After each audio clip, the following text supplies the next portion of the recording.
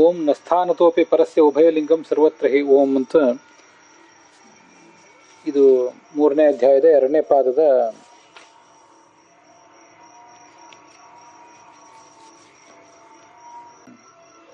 11ನೇ ಸೂತ್ರ. ಮತ್ತಿಲ್ಲಿ ನಸ್ಥಾನತೋಪಿ ಅಧಿಕರಣ ಅಂತ ಅದು 8ನೇ ಅಧಿಕರಣ. ಅದನ್ನು ನೋಡ್ಬೇಕೀಗ. ಸ್ಥಾನಾಪೇಕ್ಷೆಯ ಪರಮಾತ್ಮನೋಪಿ ಭೇದಾತ್ ಅನುಗ್ರಾಹ್ಯ ಅನುಗ್ರಾಹಕ ಭಾವ ಇತಿ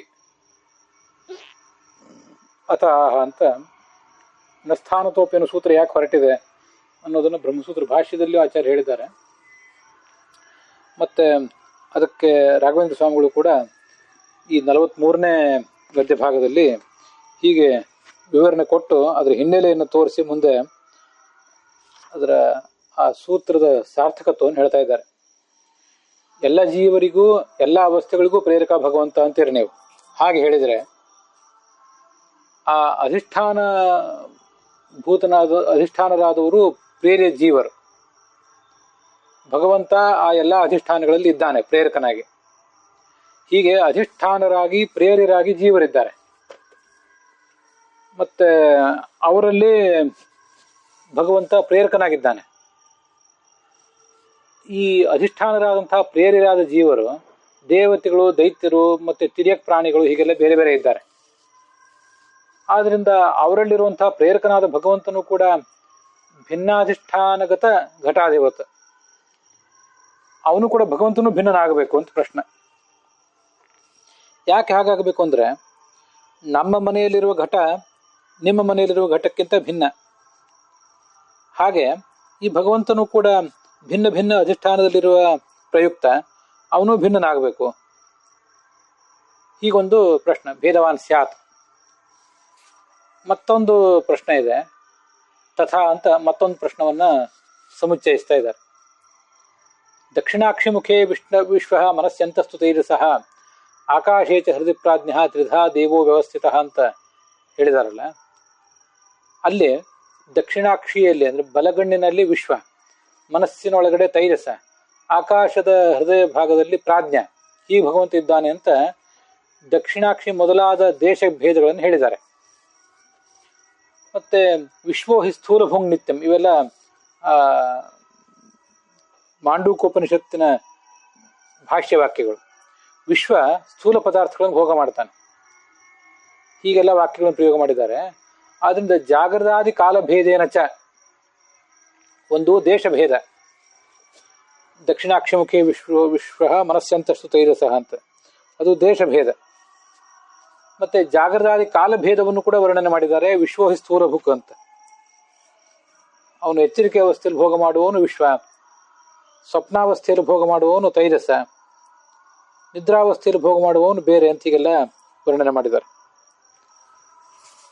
ಈ ಕಾಲಭೇದವನ್ನು ಹೇಳಿರುವುದರಿಂದ ಮತ್ತೆ ಇನ್ನೂ ಒಂದಿದೆ, ಕಾರ್ಯಕಾರಣ ಬದ್ಧೌತ ವಿಶ್ಯೇತೆ ವಿಶ್ವತೈಜಸವು ಪ್ರಾಜ್ಞ ಕಾರಣಬದ್ಧಸ್ತು, ಇದು ಎಲ್ಲ ಮಾಂಡೂಕ ಭಾಷ್ಯನೇ.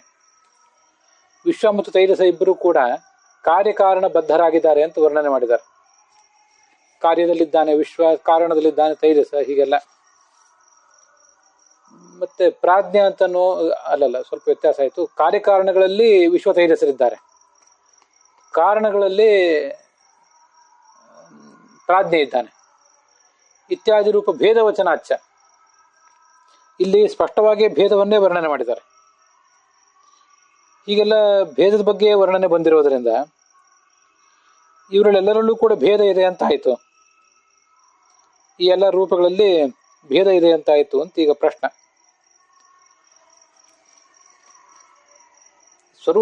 ಸ್ವರೂಪೇಶು ಭೇದವಾನ್ ಸ್ಯಾದಿತ್ಯತಃ ಪ್ರಾಪ್ತಂ, ಈ ಒಂದು ಪ್ರಶ್ನೆಗೆ ಉತ್ತರ ರೂಪವಾಗಿ ನ ಸ್ಥಾನತೋಪಿ ಅನ್ನುವಂತಹ 3 ಸೂತ್ರಗಳು ಹೊರಟಿವೆ. ಅದನ್ನು ಕೂಡ ಸರ್ವರೂಪೇಶ್ವಭೇದವಾನ್ ಸರ್ವದೇಶೇಶು ಕಾಲೇಶು ಸಯೇಕ ಪರಮೇಶ್ವರ, ಎಲ್ಲ ದೇಶಗಳಲ್ಲಿಯೂ ಎಲ್ಲ ಕಾಲಗಳಲ್ಲಿಯೂ ಇವನು ಒಬ್ಬನೇ ಇರೋದು, ಹೊರತು ಬೇರೆ ಯಾರೂ ಕೂಡ ಇಲ್ಲ ಅಂತ ಅದರ ತಾತ್ಪರ್ಯ. ಪರಮಾತ್ಮನಿಗೆ ಆ ರೂಪಗಳಲ್ಲಿ ವ್ಯತ್ಯಾಸ ಇಲ್ವೇ ಇಲ್ಲ ಅಂತ ತಾತ್ಪರ್ಯ.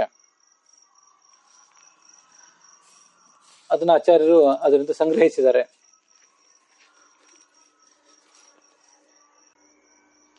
ಮುಂದೆ 44ನೇ ಗದ್ಯ ಭಾಗದಲ್ಲಿ ರಾಘವೇಂದ್ರ ಸ್ವಾಮಿಗಳು ಅದನ್ನು ವಿವರಿಸ್ತಾರೆ. ಸುರ ನರ ಆದಿ ಶರೀರ ಮೊದಲು ಎಲ್ಲ ಶರೀರಗಳನ್ನು ತಗೊಳ್ಬೇಕು. ಸುರ ಶರೀರ ಇರಲಿ, ನರ ಶರೀರ ಇರಲಿ, ಯಾವುದೇ ಇರಲಿ, ಆ ಎಲ್ಲ ಶರೀರಗಳಲ್ಲಿರುವಂಥ ಭಗವಂತನು ಒಬ್ಬನೇ ಆಗಿದ್ದಾನೆ. ಮತ್ತೆ ಆ ಸುರ ನರ ಇತ್ಯಾದಿಗಳ ದಕ್ಷಿಣ ಕಣ್ಣುಗಳಲ್ಲಿರುವವನು ಅವನು. ಎಲ್ಲ ದೇಶಗಳಲ್ಲಿಯೂ, ಜಾಗೃತಾದಿ ಸರ್ವಕಾಲಗಳಲ್ಲಿಯೂ, ಹೀಗೆ ವಿಶ್ವಾದಿ ಸರ್ವರೂಪೇಶು ಅಭೇದವಾನ್, ಎಲ್ಲ ದೃಷ್ಟಿಯಿಂದಲೂ ಅವನು ಅಭೇದವುಳ್ಳವನು ಅಂತ ಈಗ ತಾತ್ಪರ್ಯ ಹೇಳಿ ಹೊರಟಿದ್ದಾರೆ. ಒಂದು ಸುರ ನರ ಮೊದಲಾದ ಶರೀರದ ದಕ್ಷಿಣಾಕ್ಷಿಯಲ್ಲಿ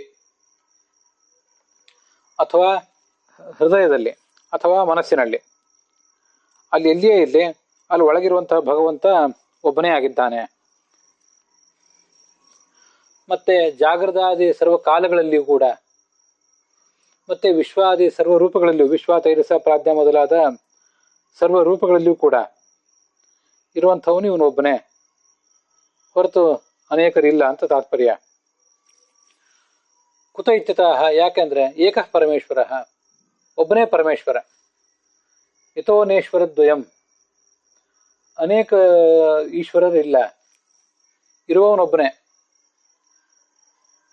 ಇತಿ ಚಕ್ಷುರ ಯಥೋ ನೈವ ಈಶ್ವರದ್ವಯಂ ಇತಿ ಚಕ್ಷುರಾದಿವತ್ವಿತ್ಯತ್ರ ಭಾಷ್ಯೋಕ್ತಯುಕ್ತ್ಯ. ಆ ಭಾಷ್ಯದಲ್ಲಿ ಅನೇಕ ಈಶ್ವರರು ಇಲ್ಲ ಅಂತ ವರ್ಣನೆ ಮಾಡಿದ್ದಾರೆ. ಒಂದು ವೇಳೆ ರೂಪಭೇದ ಇದ್ದರೆ ಆವಾಗ ಅನೇಕ ಜನ ಈಶ್ವರರು ಇದ್ದಂತೆ ಆಗ್ತದೆ. ಅದು ನ ಈಶ್ವರದ್ವಯಂ ವಿದ್ಯತೆ ಅನ್ನುವ ನಿರ್ಣಯಕ್ಕೆ ವಿರುದ್ಧ ಆಗ್ತದೆ ಅಂತರ್ಥ. ಭಾಷ್ಯೋಕ್ತ ದಿವಸ ಏಕೋ ಹಿ ಪರಮೇಶ್ವರ ನತು ಅನೇಕ, ಒಬ್ಬನೇ ಪರಮೇಶ್ವರ ಇದ್ದಾನೆ ಹೊರತು ಅನೇಕರಿಲ್ಲ. ರೂಪಾಣಾಂ ಭೇದೆ ಅನೇಕೇಶ್ವರ ಆಪಾತಾದಿತಿ ಭಾವ. ಅವನಿಗೆ ರೂಪದ ಭೇದ ಮತ್ತೆ ದೇಶ ಭೇದ, ಕಾಲಭೇದ ಒಂದು ವೇಳೆ ಹೀಗೆಲ್ಲ ಇದ್ದಿದ್ರೆ ಅನೇಕ ಈಶ್ವರರು ಇರಬೇಕಾಗ್ತದೆ, ಒಬ್ಬನೇ ಈಶ್ವರ ಇರ್ಲಿಕ್ಕೆ ಸಾಧ್ಯ ಇಲ್ಲ ಅಂತ ಆಗ್ತದೆ ಅಂತ ಅದ್ರ ತಾತ್ಪರ್ಯ. ಆ ಸೂತ್ರನು ಕೂಡ ಸರ್ವೇಷು ಭೂತೇಷು ಏತಮೇವ ಬ್ರಹ್ಮೇತ್ಯಾಚಕ್ಷತೆ, ಐತರೇಯ ಆರಣ್ಯಕ. ಸರ್ವಭೂತಗಳಲ್ಲಿಯೂ ಕೂಡ ಇವನೊಬ್ಬನೇ ಈಶ್ವರನಾಗಿದ್ದಾನೆ. ಮತ್ತೆ ಏಕರೂಪ ಪರೋ ವಿಷ್ಣು ಸರ್ವತ್ರಾಪಿನ ಸಂಶಯ, ಮತ್ಸ್ಯಪುರಾಣ. ಸರ್ವತ್ರಾಪಿ ಅವನೊಬ್ಬನೇ ಇದ್ದಾನೆ. ಐಶ್ವರ್ಯಾತ್ ರೂಪಮೇಕಂ ಚ ಸೂರ್ಯವತ್ ಬಹುಧೇಯತೆ. ಅವನು ಒಬ್ಬನೇ ಆದರೂ ಕೂಡ, ಮೂಲತಃ ಅವನ ಅಖಂಡ ಆದರೂ ಕೂಡ ಅವನು ಒಂದೇ ರೂಪ ಅಂತ ಅನ್ನೋದು ನಮಗೆ, ಒಬ್ಬನೇ ವಿಷ್ಣುವಿನ ಅನೇಕ ರೂಪಗಳು ನಮಗೆ ಬೇರೆ ಬೇರೆ ಕಡೆ ಕಾಣ್ತವೆ. ಹೇಗೆಂದ್ರೆ ಸೂರ್ಯವತ್, ಸೂರ್ಯ ಒಬ್ಬನೇ ಆದರೂ ಕೂಡ ಅವನು ಬೇರೆ ಬೇರೆ ಕಡೆ ಕಾಣಿಸ್ತಾನೆ. ಭಾಗವತದಲ್ಲೂ ಕೂಡ ಪ್ರತಿದೃಶಂ ಇವ ನೈಕಥಾ ಅರ್ಕಮೇಕಂ ಸಮಧಿಗತೋಸ್ಮಿ ವಿಧೂತ ಭೇದ ಮೋಹ ಅಂತ ಆ 1ನೇ ಸ್ಕಂದದಲ್ಲಿ ಬರುವಂಥ ಒಂದು ಮಾತಿದೆ. ಸೂರ್ಯ ಅನೇಕ ಕಣ್ಗಳಲ್ಲಿದ್ದಾನೆ, ನಮ್ಮೆಲ್ಲರ ಕಣ್ಗಳಲ್ಲೂ ಕೂಡ ಸೂರ್ಯ ಇದ್ದಾನೆ. ಅವನು ಅನೇಕರ ಕಣ್ಗಳಲ್ಲಿದ್ದಾನೆ ಹೊರತು ಇರುವವನು ಒಬ್ಬನೇ ಇದ್ದಾನೆ. ಅದರಂತೆ ಭಗವಂತನು ಕೂಡ ಒಬ್ಬನೇ ಆದರೂ ಅನೇಕ ಅಧಿಷ್ಠಾನಗಳಲ್ಲಿದ್ದಾನೆ. ಅನೇಕ ಅಧಿಷ್ಠಾನಗಳಲ್ಲಿದ್ದ ಮಾತ್ರಕ್ಕೆ ಅವನಿಗೆ ಭೇದ ಏನೂ ಬರಬೇಕಾಗಿಲ್ಲ ಅಂತ ತಾತ್ಪರ್ಯ. ಪ್ರತಿದೃಶಂ, ಪ್ರತಿಯೊಬ್ಬರ ಕಣ್ಣಿನಲ್ಲೂ ಕೂಡ, ಭಾಗವತದಲ್ಲಿ ಒಬ್ಬೊಬ್ಬರ ಕಣ್ಣಿಗೂ ಕೂಡ ನಿಯಾಮಕನಾಗಿ, ನೈಕಥ ಅನೇಕ ರೂಪದಿಂದ ಇರುವ ಅರ್ಕಂ ಸೂರ್ಯನಂತೆ, ಸೂರ್ಯ ಹೇಗಿದ್ದಾನೆ ಅಂತ ನಾವು ತಿಳಿದಿದ್ದೀವೋ ಹಾಗೆ ನಿನ್ನನ್ನು ಭಗವಂತನು ಕೂಡ ವಿಧೂತ ಭೇದ ಮೋಹ, ನಿನ್ನಲ್ಲಿ ಮೂಲತಃ ಯಾವುದೇ ಭೇದವಿಲ್ಲ, ಆ ಭೇದ ಇಲ್ಲ ಅಂತ ನಾವು ಕೂಡ ನಿನ್ನನ್ನ ತಿಳಿದಿದ್ದೀವಿ ಅಂತ ಅದರ ತಾತ್ಪರ್ಯ. ಭೀಷ್ಮರು ಕೃಷ್ಣನನ್ನು ಸ್ತುತಿಸಿದಂಥ ಒಂದು ಪ್ರಸಂಗ. ಇಲ್ಲಿ ರಾಘವೇಂದ್ರ ಸ್ವಾಮಿಗಳು ಚಕ್ಷುರಾಧಿಪತು ಅಂತ ಹೇಳಿದಾರಲ್ಲ, ಕಣ್ಣು ಮೊದಲಾದವುಗಳಂತೆ. ಒಂದೇ ಕಣ್ಣಿನಲ್ಲಿ ಸೂರ್ಯ ಇದ್ದಾನೆ, ಒಬ್ಬನೇ ಸೂರ್ಯ ಅನೇಕ ಕಣ್ಗಳಲ್ಲಿದ್ದಾನೆ. ಅದರಂತೆ ಒಬ್ಬನೇ ಭಗವಂತನೇ ಅನೇಕ ಕಡೆ ಇದ್ದಾನೆ ಅಂತ ತಾತ್ಪರ್ಯ. ಚಕ್ಷುರಾದಿವತ್ವಿತ್ಯತ್ರ ಭಾಷ್ಯ ಉಕ್ತರೀತ್ಯ, ಭಾಷ್ಯದಲ್ಲಿ ಹೇಳಿರುವಂತೆ ಅಂತ ಅದರ ತಾತ್ಪರ್ಯ. ಇಲ್ಲಿ ರಾಘವೇಂದ್ರ ಸ್ವಾಮಿ ಚಕ್ಷುರಾಧಿಪತು ಅಂತ ಹೇಳಿದಾರಲ್ಲ, ಅದನ್ನ ಕಣ್ಣಿನಂತೆ ಅಂತ ನಾನು ವ್ಯಾಖ್ಯಾನ ಮಾಡಿದೆ. ಒಂದೇ ಅನೇಕ ಕಣ್ಗಳಲ್ಲಿ ಒಬ್ಬನೇ ಸೂರ್ಯ ಅಂತ. ವಾಸ್ತವಿಕವಾಗಿ ಚಕ್ಷುರಾಧಿವತ್ ಅಂತ ಅವರು ಆಚಾರ್ಯ ರಾಘವೇಂದ್ರ ಸ್ವಾಮಿ ಹೇಳಿದ್ದು, ಚಕ್ಷುರಾಧಿವತ್ ಅಂತ ಒಂದು ಸೂತ್ರ ಇದೆ 2ನೇ ಅಧ್ಯಾಯದ 4ನೇ ಪಾದದಲ್ಲಿ 11ನೇ ಸೂತ್ರದಲ್ಲಿ. ಚಕ್ಷುರಾಧಿವತ್ತು ತತ್ಸಹ ಶಿಷ್ಟ್ಯಾದಿಭ್ಯ ಅಂತ ಆ ಸೂತ್ರ. ಅಲ್ಲಿ ಬಂದಿರುವಂತಹ ಚಕ್ಷುರಾಧಿವತ್ ಅಂತ ಅನ್ನೋದನ್ನ ಅವರು ಆಚಾರ್ಯರು ಪರಿಗ್ರಹ ಮಾಡಿದ್ದಾರೆ ಅಂತ ತಿಳ್ಕೋಬೇಕು.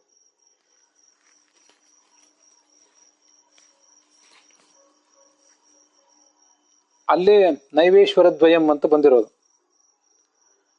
ಕಥಂ ಏವ ಅನ್ಯಥಾ ನ ಸ್ಯಾತ್ ಯಥೋ ನೈವೇಶ್ವರ ದ್ವಯಂ, ಇಬ್ರು ಈಶ್ವರರಿಲ್ಲ. ಸರ್ವಕರ್ತಾಪಿ ಸನ್ ಪ್ರಾಣ ಪರಮಾಧಾರತ ಸ್ಥಿತ, ಮುಖ್ಯ ಪ್ರಾಣ ಎಲ್ಲವನ್ನೂ ಮಾಡ್ತಾನೆ, ಆದರೆ ಪರಮಾತ್ಮನ ಆಧಾರವಾಗಿದ್ದಾನೆ. ಎಲ್ಲವನ್ನೂ ಮಾಡ್ತಾನೆ ಅಂದ್ರೆ ಪರಮಾತ್ಮನಿಗೆ ಎದುರಾಗಿ ಇವನೊಬ್ಬ ಪರಮಾತ್ಮನಾಗಿಲ್ಲ.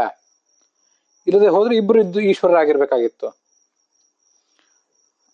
ಇವನನ್ನು ಮುಖ್ಯ ಪ್ರಾಣನನ್ನು ಈಶ್ವರ ಅಂತ ತಿಳ್ಕೊಳ್ಳಿಕ್ಕೆ ತೊಂದರೆ ಇಲ್ಲ, ಆದ್ರೆ ಅವನು ಅವಾಂತರ ಈಶ್ವರ ಅಂತ ತಿಳ್ಕೋಬೇಕು, ಹೊರತು ಅವನು ಮುಖ್ಯ ಈಶ್ವರ ಅಲ್ಲ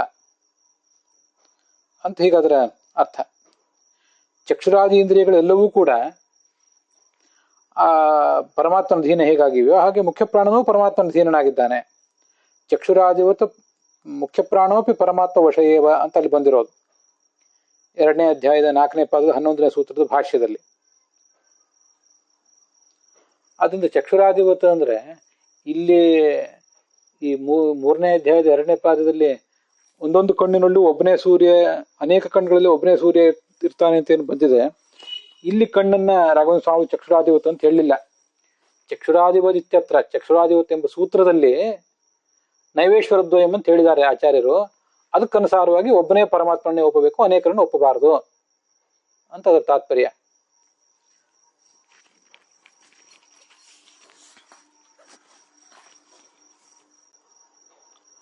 ಅಲ್ಲಿಗೆ ಈ ಭಾಗ ಸಮಾಪ್ತವಾಗಿದೆ.